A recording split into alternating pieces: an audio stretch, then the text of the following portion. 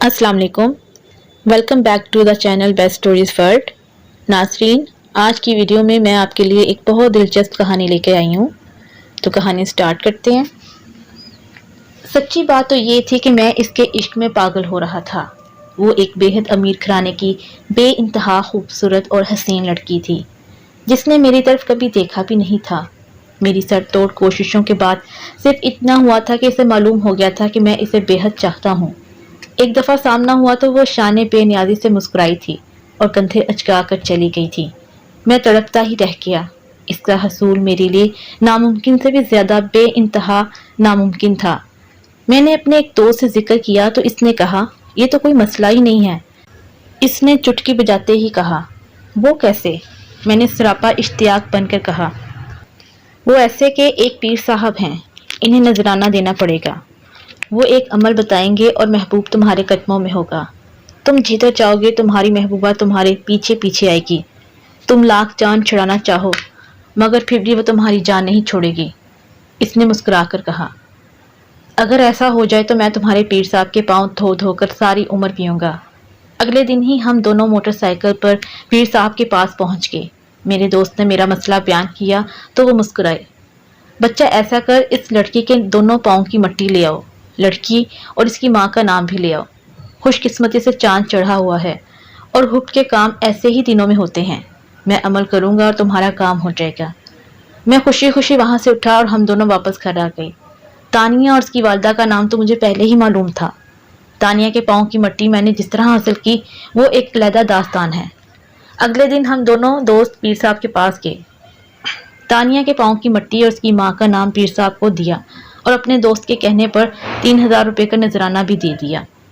पीर साहब कुछ देर के लिए उठकर अंदर कमरे में चले गए और थोड़ी देर के बाद वापस आकर मुझे 3 तावीज़ दिए।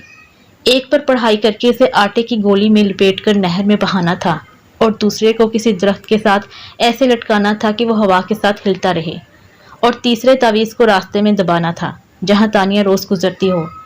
इसके अलावा पीर साहब ने मुझे चंद अल्फाज बताए कि इशा की नमाज के बाद किसी मखसूस जगह पर मखसूस वक़्त पर अव्वल व आखिर 11-11 बार दरूद शरीफ 11 तस्बीह इन अल्फाज की करनी है और लड़की का तस्वर जहन में रखना था और बाद में किसी से बात नहीं करनी है और सो जाना है और ये अमल 11 दिन करना है। 11 दिनों के बाद लड़की आपके कदमों में होगी। और हाँ, जब लड़की तुम्हारे पास आएगी तो कोई गलत हरकत नहीं करनी वरना बहुत नुकसान होगा। और अगर शादी करनी है तो मुझे एक और अमल करना पड़ेगा, लेकिन पहले लड़की के साथ तुम्हारी दिलचस्पी हो जाए। इसके लिए पहले ये अमल कर लो जो मैंने तुम्हें बताया है। मैंने पीर साहब की हिदायत पर एक तावीज़ पढ़ाई करके आटे की गोली बनाकर नहर में बहा दिया और एक तावीज़ दरख्त पर भी लटका दिया। अब जो तावीज़ रास्ते में दफन करना था वो ज़रा मुश्किल काम था क्योंकि इस गली में 24 घंटे आना जाना बहुत था। दूसरी मुसीबत ये थी कि गली में पक्का सोलिंग लगा हुआ था। मैं आधी रात को उठा, हाथ में एक रंबा पकड़ा और तानिया की गली में पहुंच गया। गली सुनसान थी। मैंने इधर उधर देखा, तसल्ली करके मैंने सोलिंग की एक ईंट उखाड़नी शुरू कर दी। चंद लम्हों के बाद ईंट निकाली और मैं रंबे के साथ नीचे वाली ज़मीन खोदने लगा। मेरा इरादा था कि नीचे गड्ढा खोद कर इसमें तावीज़ दबा दूंगा और ईंट ऊपर रखकर अच्छी तरह सोलिंग बराबर कर दूंगा। अभी मैं गड्ढा खोद ही रहा था कि अचानक मुझ पर टॉर्च की तेज रोशनी पड़ी तो मैं बुरी तरह घबरा गया। देखा तो चौकीदार मुझ पर रोशनी डालकर मुझे पहचान रहा था। मैं शर्मिंदा सा हो गया। ओए, तुम इधर क्या खोदती है? चौकीदार ने टूटी फूटी उर्दू में पूछा तो मैं शर्मिंदगी से मुस्कुराया और कहा, अब मैं तुम्हें क्या बताऊं, मुझ पर किसी बाहर की चीज़ का साया है जिसकी वजह से मुझे खतरनाक दौरे पड़ते हैं और कहा था कि ये किसी चलती गली में दफन कर देना तो तुम ठीक हो जाओगे, इसीलिए यहाँ तावीज़ दबा रहा हूँ। बस इतनी सी बात थी। मैंने मस्कीन सी शक्ल बनाकर कहा, ओह अच्छा, अल्लाह तुम पर रहम करे। वो आयतल कुर्सी पढ़ता हुआ वहाँ से चला गया और मैंने इत्मीनान का सांस लिया और जल्दी जल्दी तावीज़ दबाकर घर वापस आ गया। अगली रात से मैंने इशा की नमाज के बाद पीर साहब का बताया हुआ अमल पढ़ना शुरू कर दिया। अमल के दौरान इन 11 दिनों में 2-3 बार तानिया से मेरा आमना सामना हुआ।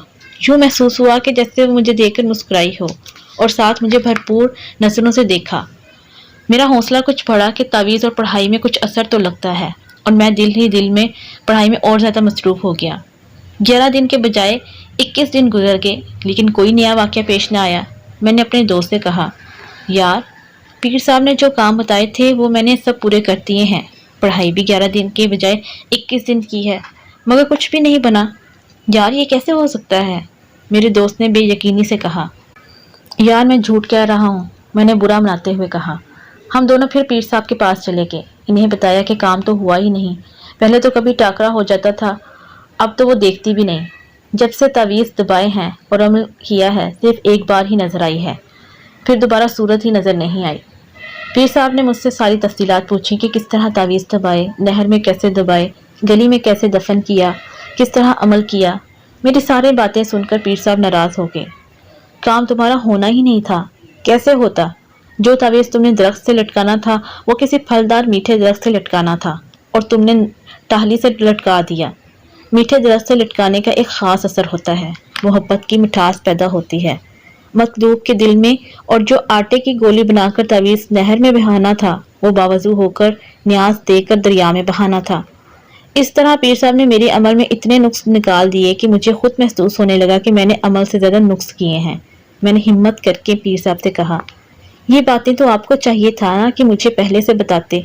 مجھے کوئی الہام تو نہیں ہوتا تھا کہ کون سا عمل کس طریقے سے کرنا ہے؟ یہ تو آپ کا کام تھا کہ عمل کے ساتھ طریقہ بھی بتاتے، اور اب آپ میرا قصور نکال رہے ہیں۔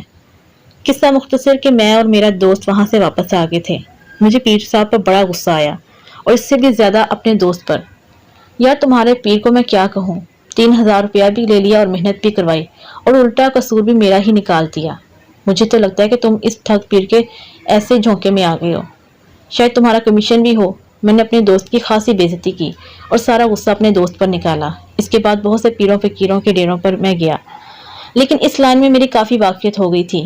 پھر مجھے ایک عامل کا پتہ چلا جو کالے علم کا ماہر تھا اور کالا عمل کرتا تھا۔ میں نے اس کے گھر کے چکر لگانے شروع کر دیے۔ جتنے میں پیروں فقیروں کے گھروں کے چکر لگا رہا تھا، اتنا ہی میرا دل میں تانیہ کا پیار بڑھتا جا رہا تھا۔ مجھے سمجھ نہیں آ رہی تھی کہ میں کیا کروں۔ آہستہ آہستہ میری اس عامل سے کافی بے تکلفی ہو گئی۔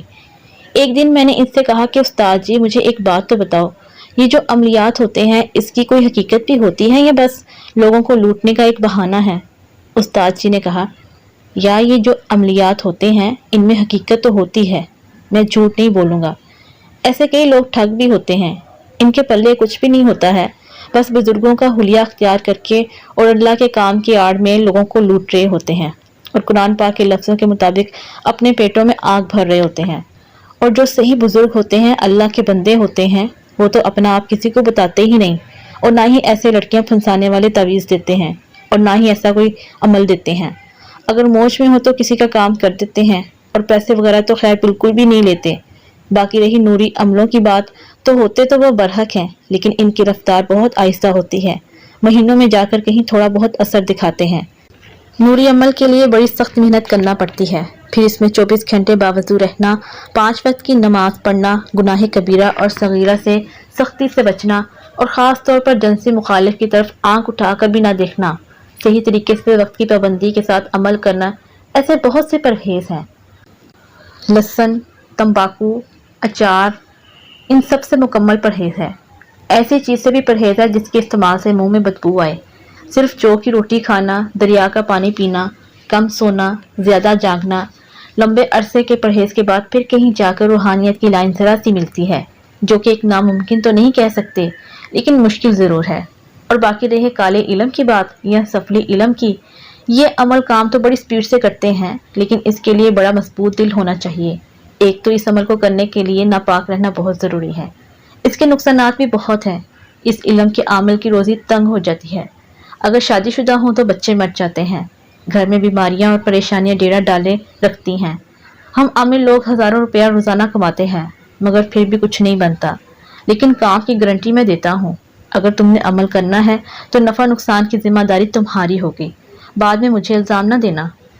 میں تو تانیہ کے پیار میں پاگل ہو رہا تھا۔ استاد جی شادی تو میری ہوئی نہیں، اس لیے میرے بیوی بچے کہاں بننے ہیں۔ باقی رہی بات جان کے نقصان کی، تو میں اس کے لیے تیار ہوں۔ تانیہ کے لیے میں بڑی آسانی سے جان دے سکتا ہوں، میں نے بڑے جوش سے کہا۔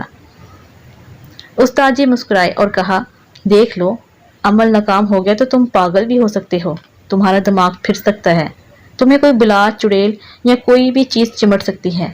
استاد جی میرے چاہے ٹوٹے ٹوٹے ہو جائیں، چاہے کچھ بھی ہو جائے، میں نے تانیہ کو ضرور حاصل کرنا ہے۔ اب تو سال بھر میں اس کی شادی بھی ہونے والی ہے۔ اگر تانیہ کو میں نے اپنے قدموں میں نہ بٹھایا تو میرے لیے یہ مرنے کا مقام ہوگا۔ بس استاد جی، فیصلہ ہو گیا، اب آپ آگے کی بتائیں کہ کون سا عمل کرنا ہے، کس طرح کرنا ہے۔ استاد جی نے مجھے اب ایک عمل بتایا اور صحیح تلفظ کے ساتھ مجھے پڑھا بھی دیا۔ کافی لمبا عمل تھا، کافی مشکل بھی تھا۔ یہ تم زبانی یاد کرو، جب پانی کی طرح تمہاری زبان پر رواں ہو جائے تو پھر مجھے بتانا۔ میں نے وہ عمل چند دنوں میں یاد کر لیا۔ استاد جی کو زبانیں سنائے تو استاد جی میرا جنون دیکھ کر بہت خوش ہوئے۔ اب استاد جی کیا کرنا ہے؟ میں نے بڑی بےتابی سے پوچھا۔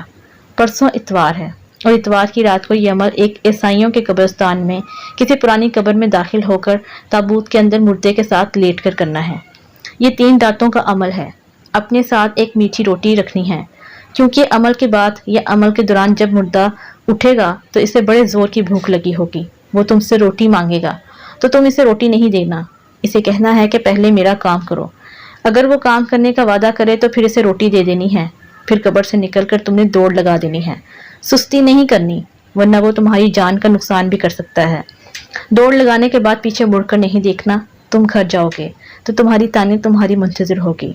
وہ تم سے کس طرح رابطہ کرتی ہے یہ اس کا مسئلہ ہے، پھر وہ ساری دنیا چھوڑ دے گی لیکن تمہیں نہیں چھوڑے گی۔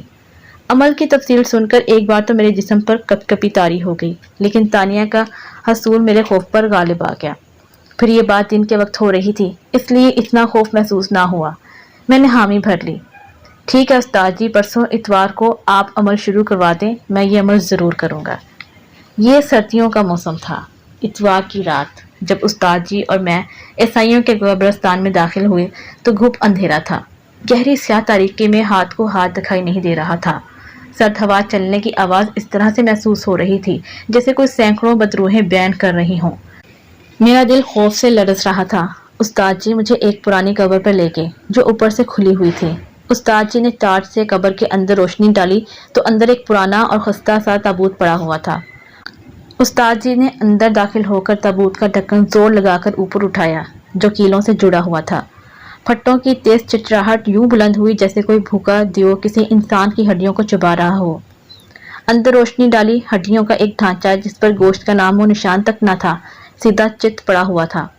آنکھوں کی جگہ بڑے بڑے سوراخ تھے اور ٹارچ کی روشنی میں اس کی ہڈیاں چمک رہی تھیں۔ مجھے یوں محسوس ہوا کہ جیسے وہ مردہ اپنا منہ کھول کر تھوڑا سا ہنسا ہو۔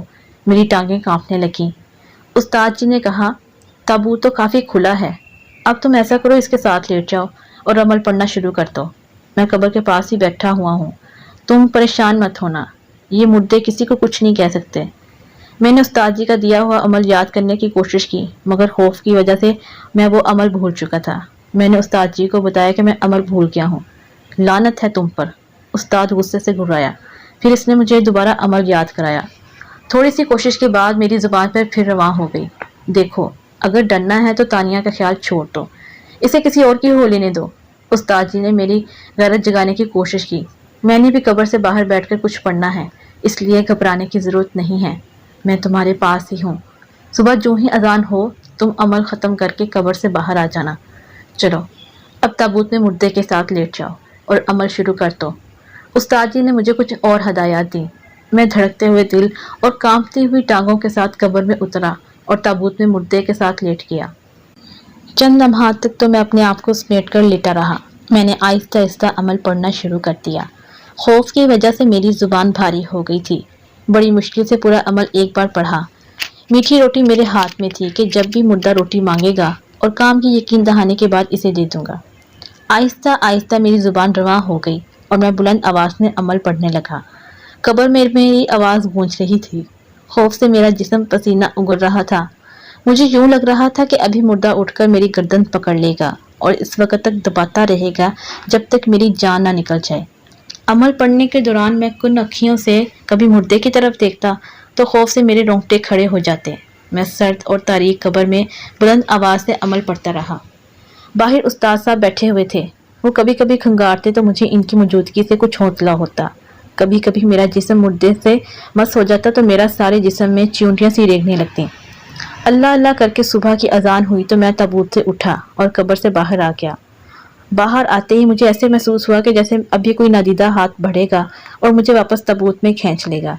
جب میں باہر نکلا تو استاد جی نے مجھے گلے سے لگا لیا، تھپکی دی اور شاباش بھی دی، اور خود استاد جی نے قبر میں اتر کر تابوت کا ڈھکن برابر کیا اور باہر آ کے شاباش، استاد جی نے پھر مجھے شاباش دی۔ یا تم تو بڑے حوصلے والے ہو، سچ پوچھو تو میں قبر کے پاس بیٹھا پڑھ رہا تھا، لیکن مجھے خدشہ تھا کہ تم کسی بھی وقت عمل درمیان میں چھوڑ کر بھاگ جاؤ گے، پر آفرین ہے تم پر، یہ ایک رات گزر گئی، بس اب کچھ نہیں ہوگا، اور یہ مردے بیچارے تو خود مجبور ہوتے ہیں، تمہیں کیا کہہ سکتے ہیں۔ استاد جی اپنے اور میں اپنے گھر کو چلا گیا اور ناشتہ کرنے کے فوراً بعد سو گیا۔ سوتے میں مجھے برے برے خواب آتے رہے۔ جب میری آنکھ کھلی دوپہر کے 2 بجے کا وقت تھا۔ سردی کے باوجود میرا جسم پسینے سے شرابور تھا، میرا سارا جسم خوف سے کانپ رہا تھا۔ مغرب کی اذان کے بعد استاد جی کا بلاوا آ گیا۔ جو رات کی تاریکی بڑھتی جا رہی تھی، میرا دل بے اختیار ہو کر خوف سے دھڑک رہا تھا۔ پہلے تو میں نے ارادہ کیا کہ ایسے خطرناک کام کو دفع کر دوں، تانیہ کو حاصل کرنے کا کوئی آسان راستہ ڈھونڈ لوں گا، لیکن استاد جی نے میرا حوصلہ بڑھایا تو میں عمل کو پھر جاری رکھنے پر آمادہ ہو گیا۔ وہ دوسری رات بھی اسی طرح خوف کے عالم میں گزر گئی، اور پھر آج تیسری رات تھی، اور یہ فیصلہ کن مرحلہ تھا۔ تانیہ کا خیال آتا تو میں اپنے دل کو مضبوط کر لیتا۔ میں قبر میں اترا، تابوت کا ڈھکن اٹھایا، گھور گھپ تاریکی میں مردے کی ہڈیاں چمک رہی تھیں۔ فضا میں خوفناک بے بسی، فیرانی اور دہشت رچی ہوئی تھی۔ بھوک کا عالم تھا۔ میں نے ہاتھ میں روٹی پکڑی ہوئی تھی۔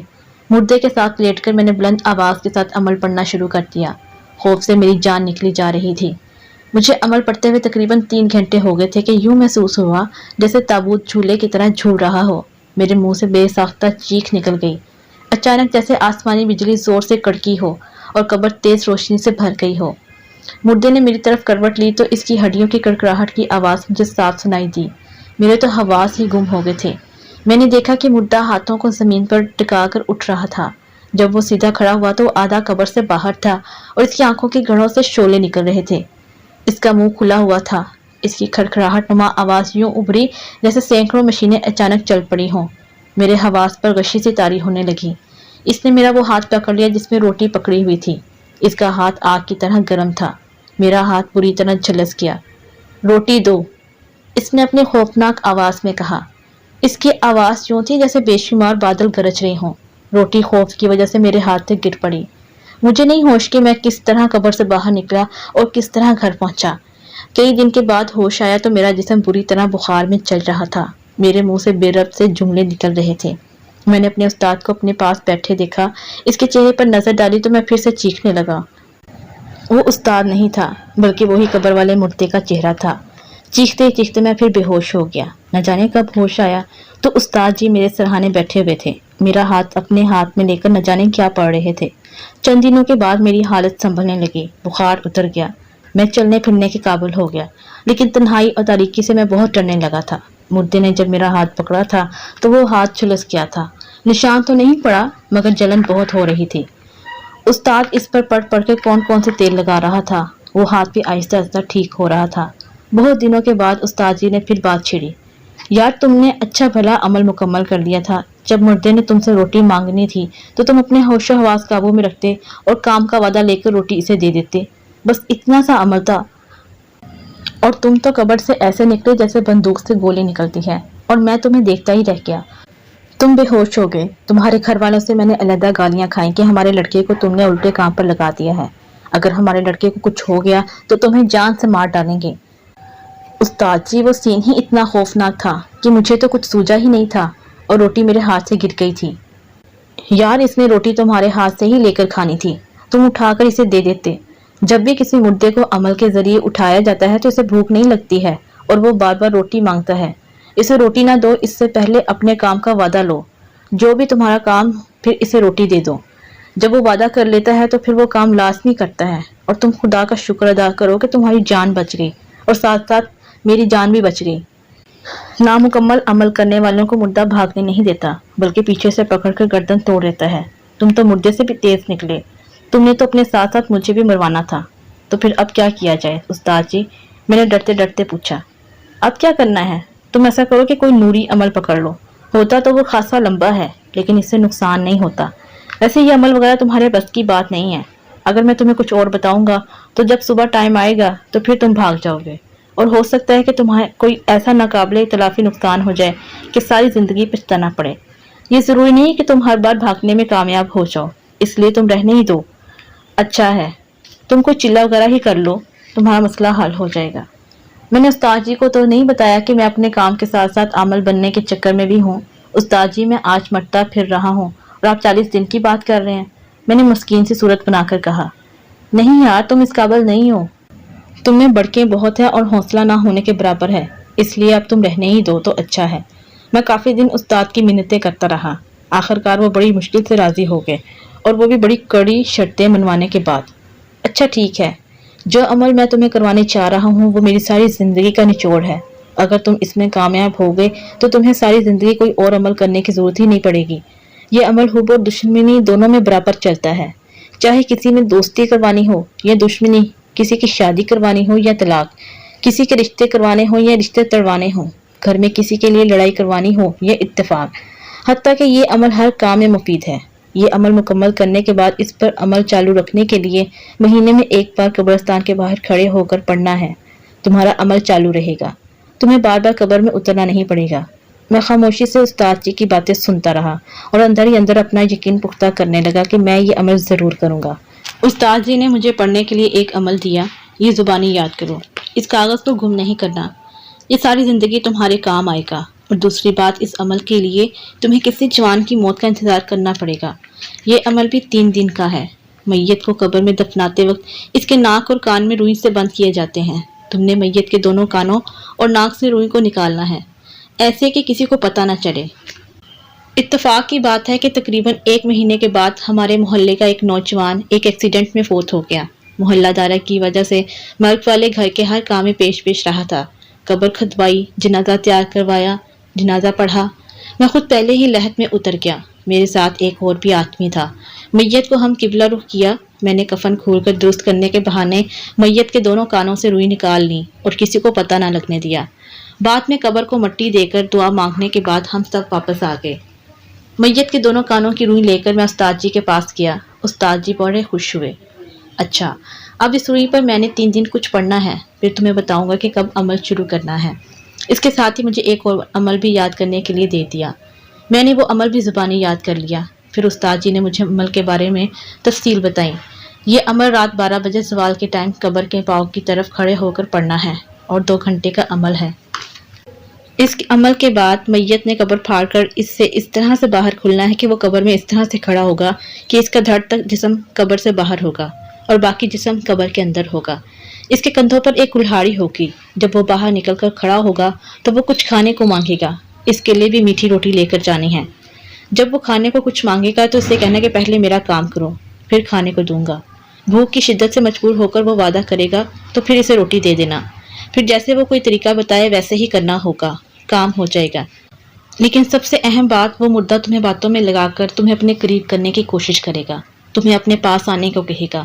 وہ تمہیں اتنا قریب لانے کی کوشش کرے گا کہ تم اس کے کلہاڑی کی زد میں آ جاؤ۔ اس عمل میں جب مردہ قبر سے نمودار ہوگا تو وہ قبر سے باہر نہیں نکل سکتا، اس لیے وہ چلاکی سے تمہیں اپنے وار کی زد میں لانے کی کوشش کرے گا۔ جو ہی تم کلہاڑی کی زد میں آ گئے بھول کر یا اس کی چالاکی سے یا پھر کسی بھی طریقے سے، تو کلہاڑی بجلی کی طرح چلے گی اور تمہاری گردن کئی گز دور جا گرے گی اور تمہارا قصہ اور عشق تمام ہو جائے گا۔ مردہ قبر میں غائب ہو جائے گا اور قبر یوں برابر ہو جائے گی جیسے یہاں کچھ ہوا ہی نہیں۔ اب پھر سوچ لو کہ تم یہ عمل کر سکتے ہو یا نہیں۔ استاد جی، کام تو خاصا بلکہ انتہائی خطرناک ہے، لیکن اب تانیہ کی جدائی بھی مزید برداشت نہیں ہو رہی۔ اب موت کو قبول کرنا ہے، لیکن اب پیچھے نہیں ہٹوں گا۔ استاد جی کانوں والی روئی پر پڑھائی کر دی اور مجھے اگلی رات کا وقت دے دیا۔ ہم دونوں تقریباً 11 بجے قبرستان پہنچ گئے۔ ہر طرف خاموشی، تنہائی، تاریکی تھی۔ استاد جی نے قبر کے سرہانے سے لے کر پاؤں تک ایک دھاگا ناپا اور قبر کے پاؤں کے چند فٹ پیچھے کی طرف ایک جگہ پر نشان لگا دیا۔ اس نشان والی جگہ پر کھڑے ہو کر میں نے عمل کرنا تھا۔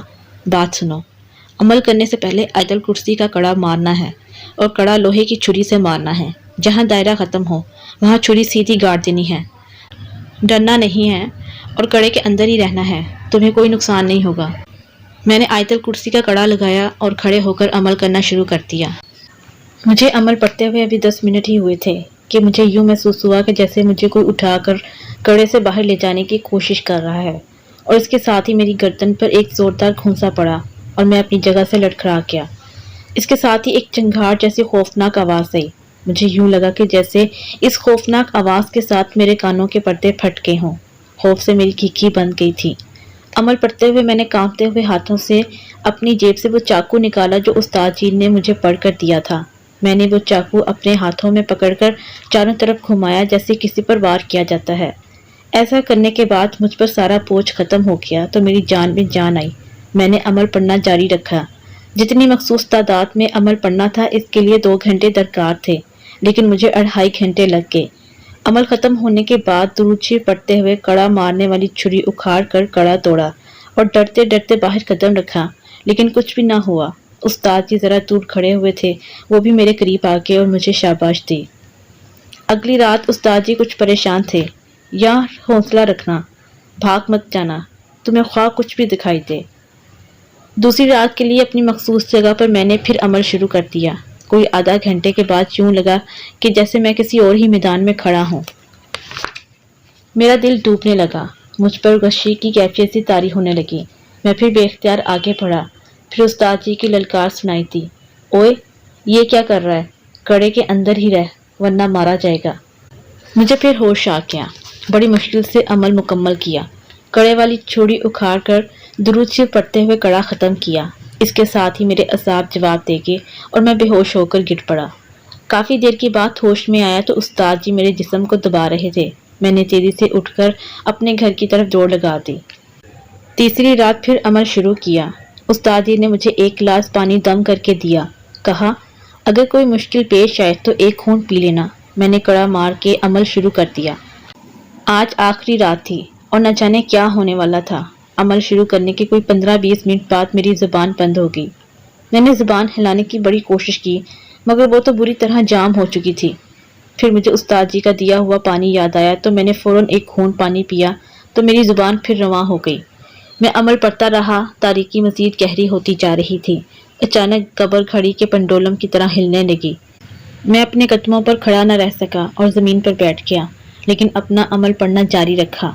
اچانک قبر پر بجلی سی کوندنے لگی اور ساری قبر روشن ہو گئی۔ اس کے ساتھ ہی ایک دھماکے کے ساتھ قبر پھٹ گئی۔